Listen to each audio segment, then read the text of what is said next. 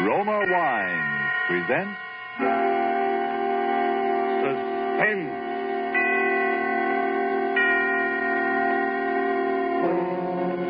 Roma Wines, made in California for enjoyment throughout the world.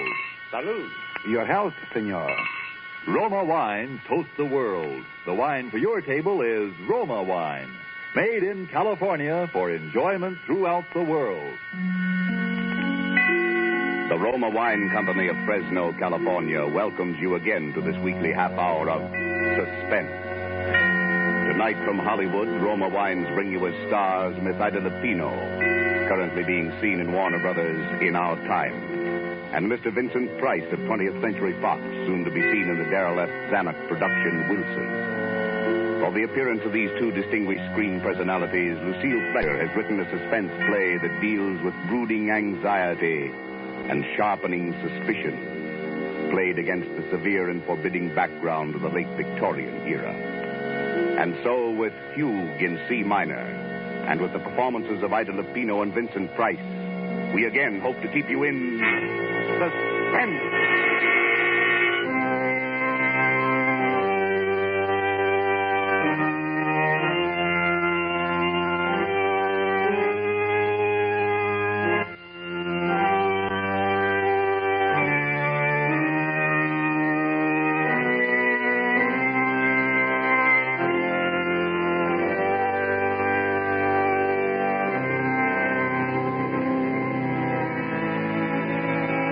April 1st, 1900.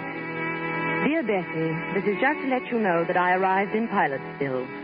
Lizzie met me at the station. She's heartbroken about Papa's bankruptcy and for some reason feels that it's up to me to remedy the family situation. I told her I'd been offered a job, but she swept away that idea in horror. A girl with your looks, Amanda Peabody, doesn't have to get a job. There are too many rich husbands floating around for that. Furthermore, she says she has a rich husband already picked out for me right here in Pilotsville. Don't you remember? I told you about him at Christmas time. He's a Mr. Evans, rich as Croesus, charming, cultured, a lonely widower with two dear little children. And besides that, he's just your type, a real intellectual. You should hear him play the pipe organ. And you know, Bessie, I've met so few interesting men lately. And all you'd have to do is lift your little finger.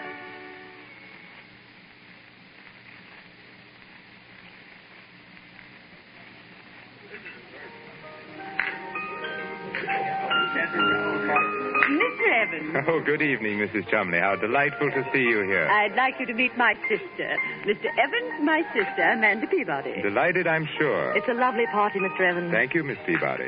Have you just come to Pilotsville? Yes. She's down from New York visiting me after the whirl of the hectic social season. Oh, indeed? Well, I'm afraid our Pilotsville society must seem a bit dull to you, Miss Peabody. Oh, no, not at all. It's charming. I've enjoyed everything so much tonight. Your beautiful house, the music. I hear you're going to play for us, Mr. Evans. Oh, a bit. Do you care for organ music, Miss Peabody? Very much. I never miss a church recital. Our own pipe organ right here in the house. I'm afraid I couldn't do without it. It's my hobby, you know. Bach, Buxtehude, César Franck. Don't you adore their work? Oh, Amanda's very musical. You should hear her render The Burning of Rome. Yes. And the delightful thing, of course, about having a pipe organ in the house is that it's everywhere. To sit at a keyboard and hear the walls, the ceilings, the floors vibrate. You see, Miss Peabody, I've had the pipes installed all over the house. Under this floor, for example, are all the choir stops. Up in the bedroom walls are the stops for the swell manual. In the great 32-foot pedal stops, the giant diapasons are underneath the staircase. My children sleep next door to the echo chamber. So, you see, we live like angels here in a paradise of music. How thrilling. Now, ladies, come upstairs to the second floor landing, won't you? And I'll show you the console. It was made for me in Vienna.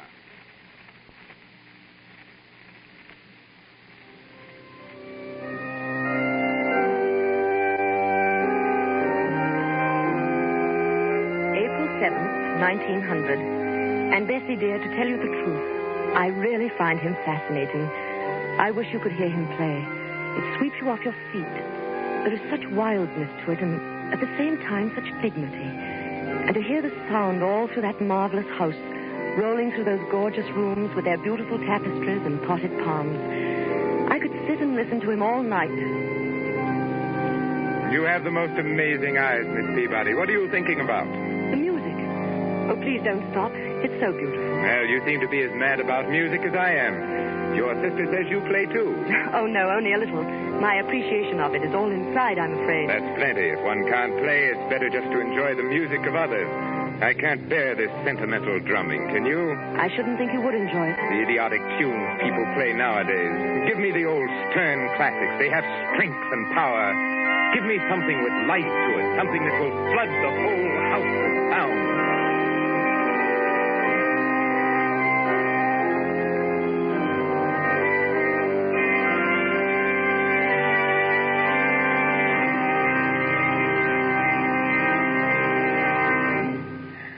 Oh, that's marvelous.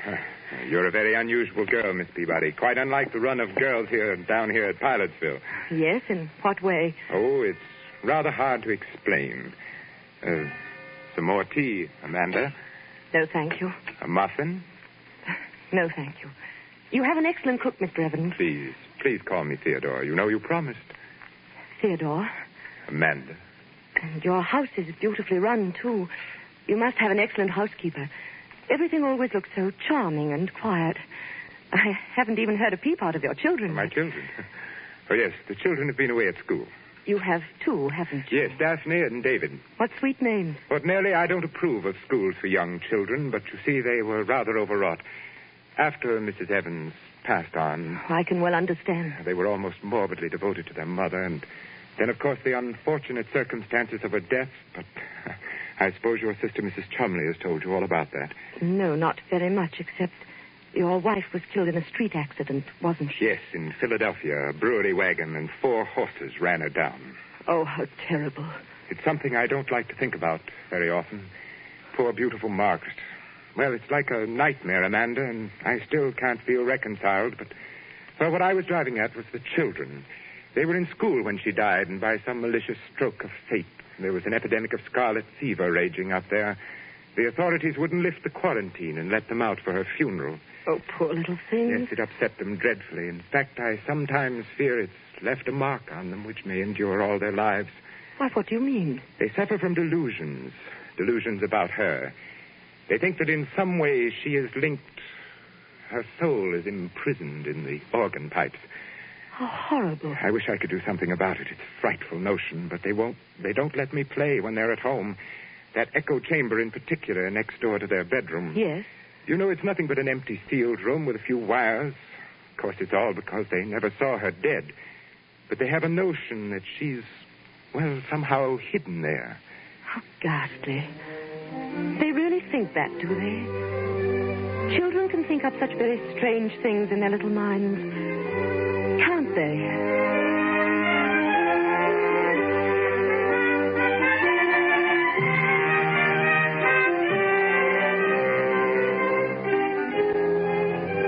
Tonight, for suspense, Roma Wines are bringing you as stars Miss Ida Lupino and Mr. Vincent Price, whom you have heard in the prologue to Fugue in C minor.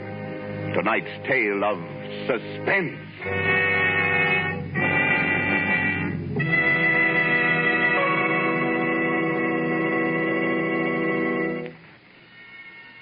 And now it is with pleasure that we bring back to our soundstage Ida Lupino as Amanda Peabody and Vincent Price as Theodore Evans in Fugue in C minor. A tale well calculated to keep you in suspense.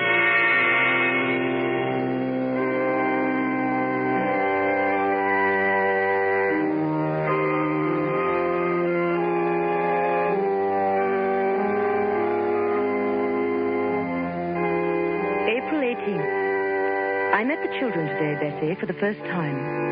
It was a shock. They're strange little creatures, utterly unlike their father. The girl is about 11 and the boy 8. They were both dressed in deep mourning. Their large gray eyes seemed strained with terror. They listened and trembled at every sound. This is Miss Peabody, children. She's a very good friend of mine.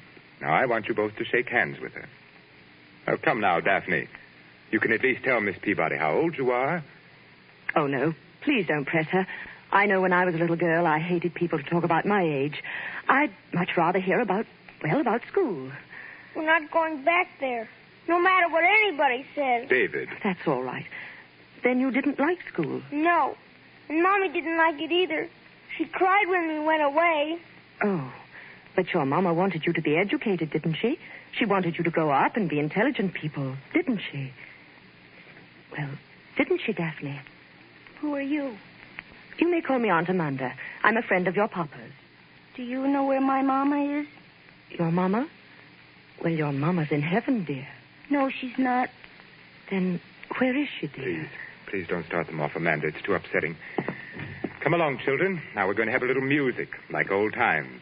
You remember when your mother was alive? We all used to play together.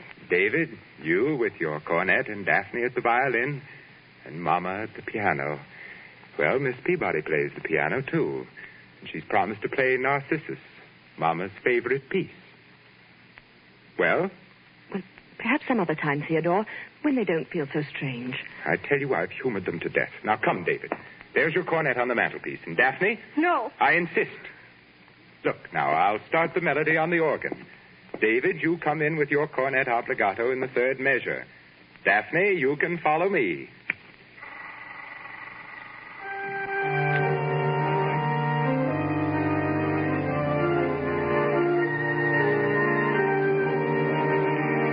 What's that? Come along, children. What's that note? That note making that funny noise. What note? Oh, you mean that? Oh, that's just a cipher. A wire must have stuck somewhere. One of the pipe valves. It's Mama. That's where Mama is. She's calling for Now, us. don't be silly. I'll just hit the key a few times and it'll stop. You've heard these ciphers before, haven't you, Miss Peabody? Well, I don't know much about pipe It's organs. a common technical occurrence, but very annoying, of course. What is she doing in there? Why doesn't it stop? That's where she is. She's in the pipe and she can't get out. Daphne, stop that nonsense. Oh, hush, dear. Your papa will fix it. No, he won't. He can't. She won't let him because he killed her. Daphne, what did you say? Oh, she didn't mean it, I'm sure. The poor little thing's hysterical. We should never have tried to persuade them. Oh, man. Just because they never looked upon her face, because they never saw her lying there in the coffin. Hush, hush. My own children believe that I am a murderer. Theodore, you're making them both As sick. though I who loved their mother so much, who was so devoted for 12 years. Do I look like a murderer, Amanda? Do I? No. There it is again. It's Mama. It's Mama. Shh, dear. I'll take them upstairs for you, Theodore, while you try and fix it.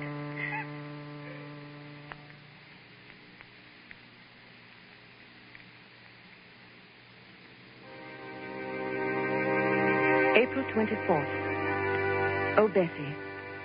Those poor little children. We took them out to the cemetery today to show them her grave. A marble angel guarded it. It was planted with pure white tulips. How final it was and peaceful. And yet they began to tremble again the moment we set foot inside the house. Poor Theodore. The man is nearly out of his mind. What can he do? I keep asking myself that question. She died in Philadelphia, you say? Yes, on May 15th, just a little less than a year ago. You weren't with her? No, she went there to take a piano lesson. There was a new teacher she'd heard about. She was always so self-conscious about her technique. But she never reached his studio. They notified me at midnight from the city morgue. And no one in Philadelphia saw her? No one except the attendants at the morgue, of course, and the people who picked her up after the collision. It was such a brutal accident. There'd be no one from among them who could speak to the children, explain to them? Oh, no. Oh, it's so horrible, so sordid. Oh, I know, my dear. I hate to make you suffer. But if we could find some way, if they could just believe. When you brought her back here to Pilotsville, there was a funeral. Yes. And was there anybody then who saw her? Oh, no, I couldn't bear it, Amanda. I didn't think at the time. She'd been so beautiful. Her lovely, sweet, gentle face and her eyes. The horses had completely trembled. Oh. Even if the children had been able to come home, I wouldn't have let them look. The coffin was sealed when I left Philadelphia. I didn't want to see her again myself. But there was a funeral. People came. There were flowers, an undertaker. Yes? Well, if they could believe that, if there was one witness. Perhaps my own sister, Lizzie.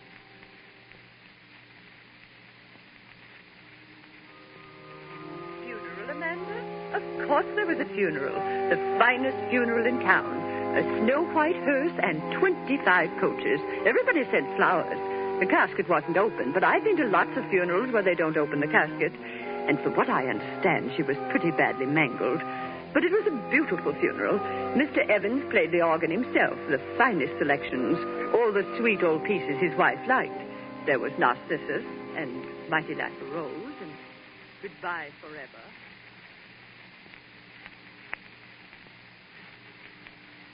That's the way it was. So you see, David, my sister, Mrs. Chumley, was there. Yes, but how did she know it was Mama? Oh, David. She didn't see Mama, did she? Well, nobody saw your poor Mama, dear. She wouldn't have wanted anyone to see her. Mommy wasn't there. She talks to us every night. She tells us to look for her. Where, dear? In the pipes. But, David, your Mama's dead. She's been dead for nearly a year. Now, you saw her grave out in the cemetery. She's happy and at rest. Why doesn't Papa give us a key? If he'd only let us have it, we could look for her. What key, dear? The keys to the pipe. There's a little door just underneath the stairs. That's where the big pipes are. And inside it's all dark. But there are the tunnels. There's a little room. A Go little on, room. dear. That's where she's hiding. That's where Mommy is. That's where Mommy is. Oh, David, darling, now look, come here. No, I hate you. But why do you hate me? Why don't you let me help you? Because Because what? you like him. Him? Papa, you're going to marry him, aren't you? Yes, you are. Stefina says you are. You're going to marry him. Then you'll send us back to school. And there'll be no one left to help Mama. Poor Mama will never be left out. Oh, I hate you. I hate you. David, what are you doing here? David, did you strike Miss Peabody? He's sick, Theodore. I'm sure he's very sick. Now go to your room at once. Oh, those dreadful children. I tell you, Amanda, they'll ruin whatever happiness we might have. Theodore, I love you very much. But I couldn't marry you. Not with that child's cry ringing in my head. We've got to help them. Give them that key. Let them go and look in the room where the pipes are. Then they'll see for themselves that there's no ghost. Key? Who told you about a key to that room? The children. The children? Amanda, I'm going to tell you something I've never told to a living soul. It may frighten you. Yes. Margaret was going mad when she died. Oh. No one knew it but me. It ran in her family. I discovered it long after we were married, after the children were born. Otherwise, I'd never have... And now you think the children? I'm afraid so. It was peopling of sound she had, just like them. A fear of the dead's returning. She used to play... What's that? Sounds like the organ. But the motor isn't on. The console was locked when I left. Someone's trying to play. No one but me can touch that instrument. It's forbidden in this house, and the servants are out. Unless those children... Come upstairs, Amanda.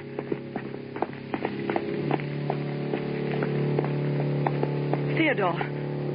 Why, there's no one here. No one at the keyboard. The organ's playing itself. That's impossible. The motor's not going. The motor? Yes, it sets the bellows going. There's no air in the pipes unless it's on. No air to make the pipes speak. It's impossible, I tell you. Perhaps the children found the key and got in. Key? No. The key's here in my pocket. There's no other way in. No. Theodore, open that door. Go in there and see what's happening, please. No. Theodore. I won't give in. I won't be a prey to it. Do you hear? I won't. I won't. Here. It stopped now. Yes. It was probably nothing but the wind. Theodore, give me the key. I'm not afraid. Are you saying that I am? I don't know. But I'll be fair with you, Theodore. I couldn't marry you and live here with that any more than your children can. What do you mean? Rip out those pipes. Rip out the whole pipe organ. Give it to a church, but don't keep it here. Get rid of it's the not pipe worth... organ? Yes. But I couldn't. The whole house was built around it. It's been the very soul and spirit of this home. It's been the curse, you mean. Theodore, I know I'd go mad, too, if I had to listen to it night and day. It's so hollow. To think of those pipes so huge down there in the darkness. I'd begin to hear things, too. Oh, Be quiet. quiet. Come outside. We'll take a walk. No. No, give me the key. Give me the key. You're hysterical, Amanda. I'm sorry I've overburdened you. Why don't you want to go in there? Is it because you know something? You did something? What do you mean? Did you kill her? Amanda. Very well, Amanda. Here's the key. If that's the way you trust me, we'll go down and look around together. Come now, Amanda. I'm sorry, Theodore. It slipped out. It was a dreadful thing to say. All right, I understand. Yet it hurts a little. I've trusted you so completely, Amanda. Theodore. Yes, Amanda. Let's not go in there. I do trust you, darling. I believe everything you've told me. No. This little key. To think it should mean so much. How black it is. Yes, pitch black. And cold. Where are the pipes? I can't see them. Come in further, Amanda. You'll see them as soon as your eyes grow accustomed to the darkness. The biggest pipes pack this well under the great staircase like giants. Oh, yes, I'm beginning to see them now. Shouldn't we go and get a candle? Oh, no. Go in a little further. Be careful. The floor's a maze of wires. Now stand there for a second. Theodore, don't leave me. I won't be long. I thought you said you weren't afraid. No, I'm not only... Where are you going? Just upstairs to play for you. Theodore. I'd like you to hear how the music sounds in the darkness. It's quite an experience being so close to the pipes. You know, narrow, suffocating, especially when I play the great Passacaglia and Fugue of Bach. Oh, Theodore, please. I don't want to stay Perhaps here. one of the Rheinberger symphonies or the great chorales of César Franck. Margaret, of course, preferred Narcissus. Margaret? You're very gullible, Amanda. Then you did kill her. You killed her in this room. And you're going to kill me. Yes, simple, isn't it? But why? I don't know. One gets tired every now and then of mere music. Sometimes the classics demand competition. A scream, for example. There's something so exciting about pulling out all the stops and drowning out all human sound. Have you ever tried to match your voice, Miss Peabody, against the thunderous voice of Bach? It's most effective. And then when the struggle gets weaker, when the air is almost gone and you choke and gasp for breath, to bring the music down softer, softer. Theodore, you're mad. You're mad. Come, Amanda. Would you deny me that pleasure? No. I Help. promise you the concert Help. won't be too long. It takes about 8 hours before the air gives out. But you know, I could play for days. And don't worry about the children. I think you've convinced them about the ghost. What's that? Theodore. Someone shut the door. It's locked and the key's outside. Who's there? Let me out. Let me out. Theodore. Get away from me. Let me out, do you hear? Let me out. Let me out. I can't breathe. I'm suffocating. It's so dark. I can't breathe. Let me out, please. Please. I can't breathe. I can't. No, don't. I can't. Let me out. I can't breathe.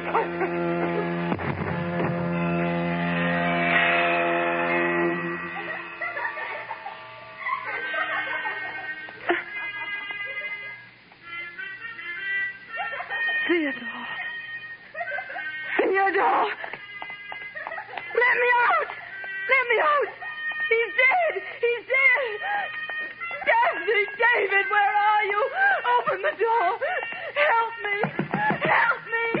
Oh, no! No! Help!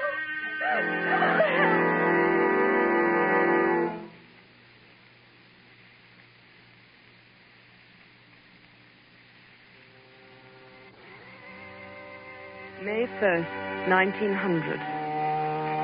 I shall be coming home in a few days, Bessie. I still can't sleep at night.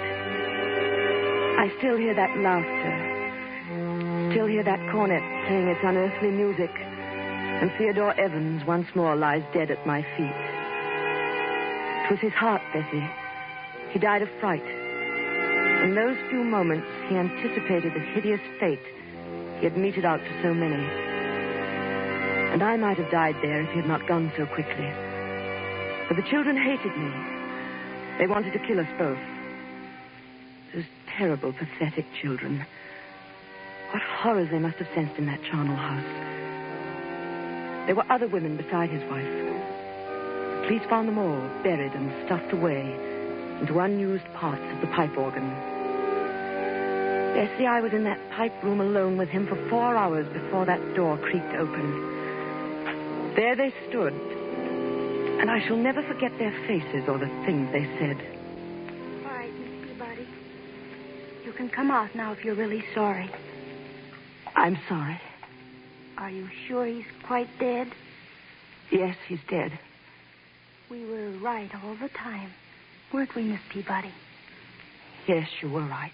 Now, will you come and help us find Mama?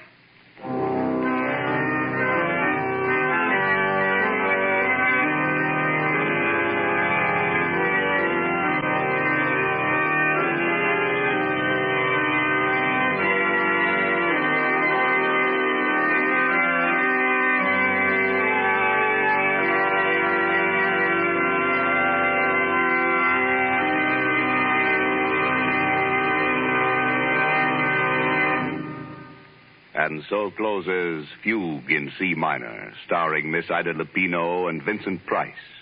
Tonight's tale of Suspense. Suspense is produced and directed by William Spear. This is Ida Lupino. Don't forget to buy that war bond this week. Suspense. This is CBS, the Columbia Broadcasting System.